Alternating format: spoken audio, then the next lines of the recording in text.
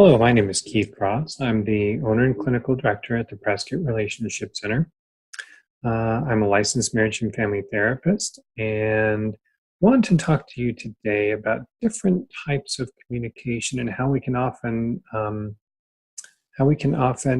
result in disconnection around how it is that we're communicating and what we're communicating. What I'm going to use for the structure of today's discussion is the section of our marriage seminar about communication and disconnection. And I've got that on PowerPoint. So we'll move over to that screen so we can go through that. And let's just dive right in here. We need to remember at the very fundamental level when we're talking about communication here is that disconnection from a loved one codes in our brains as life or death. And there's all kinds of MRI and CAT scans that they've done looking at exactly what that disconnection from a loved one looks like. And to be honest, many of our couples who come in describe that disconnection in life or death terms, such as, I'm suffocating, or I'm so alone, I feel like, I'm in the desert and I'm about to lose my life. So it's an understandable situation when somehow, some way we can't get connected and stay connected, that it really does code in our brains in a very in some ways traumatic way. All too often, couples end up in what we call demon dialogues. This is a term used in the Hold Me Tight book by Sue Johnson. Lots of data to back up what she's talking about in this book. So I'd highly recommend picking it up. It's called Hold Me Tight, 7 Conversations for a Lifetime of Love by Sue Johnson. But these demon dialogues are the defensive postures we take in conversations when we feel disconnected. We're going to talk about the different types of demon dialogues later. But all too often, most couples, individuals within the couple, will lean towards one way or the other, either turning up attachment feelings by aggressively reaching for your partner, sometimes using anger, sometimes using criticism, or, well, let me rephrase, but before I go there, all too often, someone in this boat will describe their approach towards communication as almost even if we're going to argue, I'd rather argue than to ignore that there's an issue going on. If we're not talking about it, it's not going to get resolved. It's not going to be helpful for us. So again, even if we're going to argue, I'd rather argue than not talk at all. Whereas the other person in the relationship often, and not always, might turn down their attachment feelings by withdrawing, either shutting down or becoming quiet. And this is somebody who will typically use statements such as, if there's even a possibility that we might argue, then I'd rather not even discuss anything at all. And oftentimes that sort of protection can feel like rejection from that other person who's really wanting that time and that connection through communication, again, even if it means arguing. We see this, we miss the real feelings of fear and sadness, and we'll talk a little more about that in a minute. So when we get stuck in these demon dialogues, and we like to use the term dance because we oftentimes can predict fairly well, if we've been with somebody for some time, exactly what that back and forth is actually going to look like. All too often, again, we can predict 2-3 steps down the way. If I say this, and I'm pretty sure my partner will say that, and then I'll respond this way, and then my partner will say that. So it is in many ways a dance, a very predictable dance. But what we don't understand when we're in those places where we're maybe in that criticism and withdraw that I talked about in the previous slide is ultimately what is the nature of love? What is it that we're needing in the moment? How it is that we actually impact our partner, even if it feels like we're not having any impact at all. And then the very understandable, confusing, and distorted signals we often send. In many cases, and I go through this a lot with the couples who come in, all too often, the ways that we're engaging with our partner are the same behaviors that are actually increasing the behavior we don't want in our partner. If we tend to be the ones who say, hey, if we got to argue, we got to argue. But if we're not talking, we're not making anything better. Oftentimes that behavior can have the impact of reinforcing that withdrawing behavior in the other person, as well as that other person who tends to withdraw or tends to shut down unintentionally is actually reinforcing that other person to pursue, to push, to, in many ways, do whatever they can to get that person's attention. So oftentimes we do send mixed signals there, and it only again ends up reinforcing that dance. Moments of disconnection are inevitable. It happens even in healthy relationships. The softer signals get lost. What our ultimate underlying needs are get lost. And the more secure the couples are, they can see the back and forth. They can see the game, and that's what we really emphasize in our seminars: is what is the game? What does that look like for you? So you can see it, name it, and then back out of it, so you don't continue down that negative path. So a few of the different demon dialogues. There's these negative spirals. The more you blank, the more I blank. The more you push, the more I pull. The more you withdraw, the more I criticize. It does definitely spin us around and in a downward spiral. And then this fight or flee, ultimately fight or flee response, it's way back in the mammalian part of our brain takes over, and it's almost impossible to recover at that point. But ultimately, it's painful and it's distancing for both people. The demon dialogues, or this dance that you get into, is the enemy of secure connection. Partners need to stand together against them, help each other see them, and slow them down. What we really emphasize in our counseling sessions and when we're in our seminars is to see this dance as this separate, outside, almost being that you get to, as a team, fight against, as a team, work to keep yourselves from falling into it. That thing that we get into, that negative spiral, that downward spiral. And it's great when couples can be even in starting to fall into that, and then be able to pull away and say, wait a minute, no, let's not go down that road. We got to reset.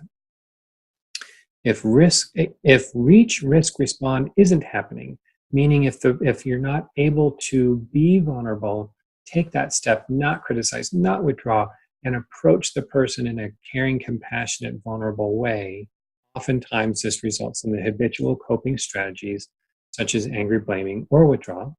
And then the thing to remember is that these ways that we oftentimes respond are often learned in early relationships with our caregivers, with our parents, and with likely many of our early romantic relationships as well. We can't ignore that our past has a very understandable impact on our future and our present and our future.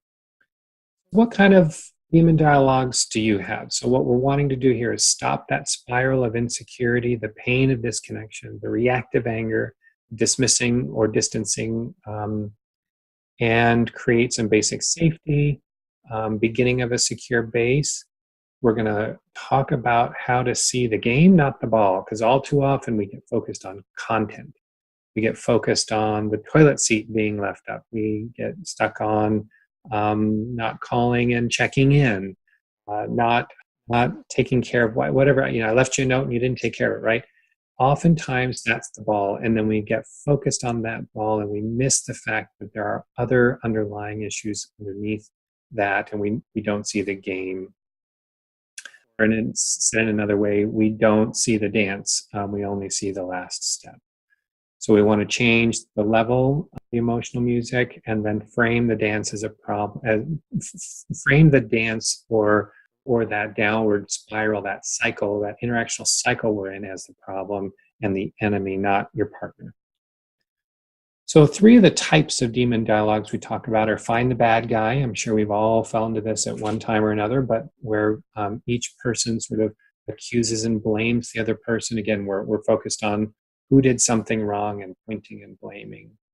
The protest polka, where there's a combination of, oftentimes, like I mentioned before, one person who's maybe controlling, criticizing, complaining, whereas another person tends to, again, not always, avoiding, defending, or stonewalling.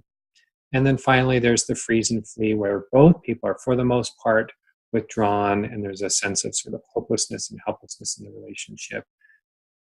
And although at times we can often fall into one or the other of these, there really is most often one of these dialogues that most couples fall into. And to be honest, the protest polka happens to be the one that most couples end up walking into our office needing help with. But find the bad guy. In many cases, we're searching for a start to the circle or the start to the interactions. We define the other person and the relationship in absolutes using always and never. I'm sure we've all done it. You never there when I need you, or you're always doing something else, whatever it might be. But why and you, I often tell my couples, are the two bad words in relationships. There's not too many cases where you could use those two words, especially in the same sentence, and have a positive outcome. and if you think about it, why can't you, or why don't you? Oftentimes that puts us in a very understandable place of defensiveness. So it doesn't typically get us anywhere. The main emotion for, again, in Find the Bad Guy seems to be anger. Both people often feel trapped, but there's a dead end. There's no winners. And then we get stuck down this content tube. That's what I was talking about before, as far as focusing more on the content, the ball, the step, not the dance, not the game, not the bigger picture. The more you attack, the more dangerous you appear. The more I watch my back, the harder I hit back, the more you attack. Sometimes that's what it looks like. Another theme in dialogue, the protest polka. So this is, again, for many couples, this is the dominant dialogue. In many cases, it is deadly for relationships because it gets into that downward spiral. And unless you're able to sort of pull back, see the picture, the big picture, and address it, it's likely only going to get deeper. This is ultimately all about attachment and disconnection. Oftentimes, it's about our need for that closeness and connection, but we often can't identify what's underneath that sort of content level that we're focused on. We're missing the underlying needs. There is an attachment agenda underneath the statements, the conversations that are going on. All too often, the emotions and our needs are hidden. Many times, there's these ambiguous messages where it's, fine, then get away from me, but you really actually want closeness. Or when you're maybe criticizing, that often results in pushing that person away. It oftentimes the message that you really want to send is, I need closeness, I need connection, I need reassurance that you're here for me. And it can very much be endless, driven by our primal survival code of attachment, and oftentimes results in high octane emotions. And it's really important. All too often, the person who's pushing, who's criticizing, appears to be the one who has all the emotions, and that the person who's pulling away or stepping back or withdrawing is emotionless. But that's not the case. In many cases, actually, that person is so flooded with emotion, is so overwhelmed with emotion, they don't even know what to say or what to do. So in some ways, that withdrawing behavior is a way to sort of manage that, because they don't know what else to do with it. But it's important to remember that person who's pulling back is not doing it because they don't care. They're not doing it because they don't have any feelings. It's oftentimes because they're overwhelmed with feelings. So what that spiral dance can look like is, the more disconnected or dismissed I feel, the more I complain, demand, get critical, and pursue you. And that's important to remember, because all too often, the more you complain, demand, and get critical, it doesn't appear that you're wanting closeness and connection. If anything, it might actually push that other person away. But in many cases, if this happens to be you, to remember that what's underneath that is that you are feeling disconnected or dismissed or unimportant, and that you need that reassurance, you need that connection, you need that closeness. Likewise, the more dangerous that I appear, the more you move away, defend, shut down, and shut me out. So it's important to remember how, again, we impact the other person in that process. It's important to remember, too, here in this process, there's no one person that we can really point our finger at and say, this is your fault, this is your issue. If you wouldn't do this, then I wouldn't do that. We try and use this analogy of just, that causation is circular, that you both have engaged and likely unintentionally reinforced this evolving demon dialogue over a long period of time. And that's what has ultimately led you to the place you are now. But as long as we're doing the find the bad guy, or it's your fault, or if you wouldn't do that, it's just not going to get you anywhere. So here's some other examples of what pursuers and withdrawers might say. So a pursuer might say, I'm dying here. I'm shut out. My feelings don't matter. It's lonelier than living alone.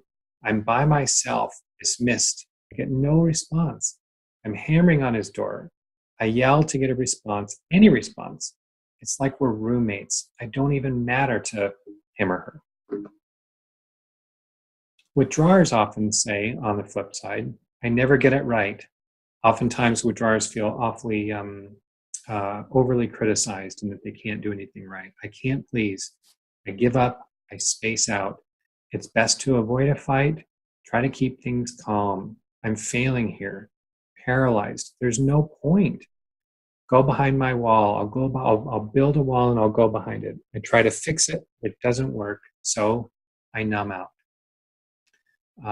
And so safe emotional engagement is the only solution to this problem.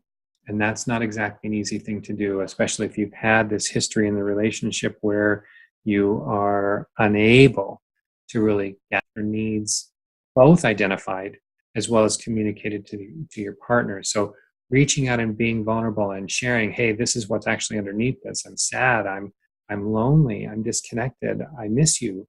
Pretty risky because the other person might criticize or they might walk away. So it's understandable. And there's also the freeze and flee demon dialogue, where both people are withdrawing. There's no risk. The dance grinds to a halt. There's little to no real interaction at all. In the aftermath of chronic protest polka, in many cases, this means there's that person who's usually pursuing and criticizing has just gotten burned out trying to engage. So there's hopelessness. There's no sex. There's no touch. It's like they're strangers. It's been described as icy emptiness and depressing, and it is very much a prelude to detachment. It's a scary place to end up being. In the spiral dance, the more I hold back and shut out my own feelings, the more careful and distant you become. The more distant you are, the more I go into my shell and chill out. So what is your demon dialogue? How is it that you tend to approach communication when the tension starts to rise, whatever might be going on in the relationship at the time? Do you tend to engage, to push, to, in some cases, criticize? Or do you tend to pull away, pull back, protect, if you will? Your default option, your main move. What did you learn from past love relationships? All too often, we're coming back to some of those old, whether they're from our family of origin or from our previous romantic relationships. We're moving from a place that we've learned. Maybe I've learned that, boy, if I say anything, I'm going to get hammered. So no way, Jose. I'm not even going to go there. I'm going to shut down. I'm going to stop this as fast as I can. I got to, if that means I respond with, whatever, or yes, dear, or let's talk about it tomorrow. Whatever I have to do to stop it now, I'm going to stop it. Because again, I learned early on, if I say anything, bad things are going to happen. Or on the flip side, I learned, and I've heard this from many of my clients, I learned in my family of origin, if I didn't speak up, then I wasn't going to be heard at all. And so I learned early on, I have to speak up and I have to speak loud. And sometimes I get heard, sometimes I don't. But I have to be loud and I have to be assertive, or my needs won't get met. So all too often, that's what we walk into our romantic relationships with. And then depending on where our partner is, things evolve, and in many cases it can grow and build to a place of pain and sadness. And then also, how do you pull your partner into this spiral? Maybe trigger the primal panic in him or her. Again, remember how is it that it's possible that how you're engaging, not, that might have an impact on your partner to either push or pull them away. But it definitely, regardless of your approach, it's going to have an impact on how that spiral continues. So we have to remember that again, that how we're engaging will have a direct impact on our relationship and how we're engaging. So I hope this has been helpful for you, and we'll get another video out soon about sort of what to do about this. What's the next step? How do you actually change this? How do you reverse that negative spiral? So I hope this has been helpful for you. And if you have any questions, I would be happy to chat with you. Just give us a call at the Prescott Relationship Center. There are 3 of us there, all marriage and family therapists. And we use this model that we're talking about that emphasizes the underlying attachment and deeper needs that we want or need in a relationship.